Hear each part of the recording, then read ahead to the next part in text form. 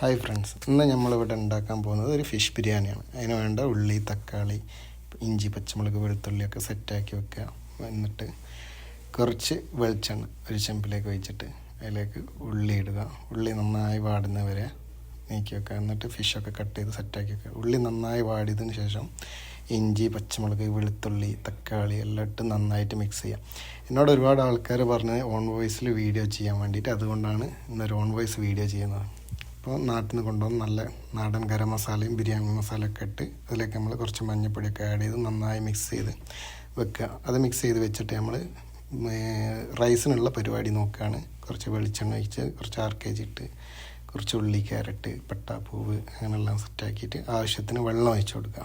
വെള്ളം അധികം ആവാതെ ശ്രദ്ധിക്കുക. ആവശ്യത്തിനുള്ള ഉപ്പ് ഇട്ട് കൊടുക്കുക. എന്നിട്ട് വെള്ളം തിളയ്ക്കുന്നതിന് മുമ്പ് നമ്മൾ മസാല സെറ്റാക്കി വെക്കുക. ദമ്മിടാനുള്ള ഫിഷ് സെറ്റാക്കി വെച്ചിട്ട് അന്നപ്പോഴേക്ക് നമുക്കിതാ ഇവിടെ വെള്ളം തിളച്ച് വന്ന് അതിലേക്ക് നമ്മൾ റൈസ് ഇട്ട് കൊടുക്കുക. കുറച്ച് നാരങ്ങ പിഴിഞ്ഞെടുക്കുക. അരി നന്നായി കുതിർന്ന് നിൽക്കാൻ വേണ്ടിയിട്ടാണ്. എന്നിട്ട് ഒരു 10 മിനിറ്റ് കഴിയുമ്പോൾ ചോറ് റെഡിയാകുമ്പോൾ നമ്മൾ എന്താക്കുക, അതെടുത്ത് നല്ല ദമ്മാക്കി മാറ്റി വെക്കുക. മുകളിൽ കുറച്ച് തക്കാളിയൊക്കെ ഇട്ട് ഡെക്കറേഷൻ സെറ്റാക്കി വെച്ചിട്ട് നന്നായിട്ട് മൂടി വെക്കുക.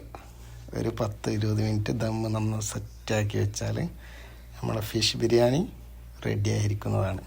അപ്പോൾ ഇത്രയേ ഉള്ളൂ.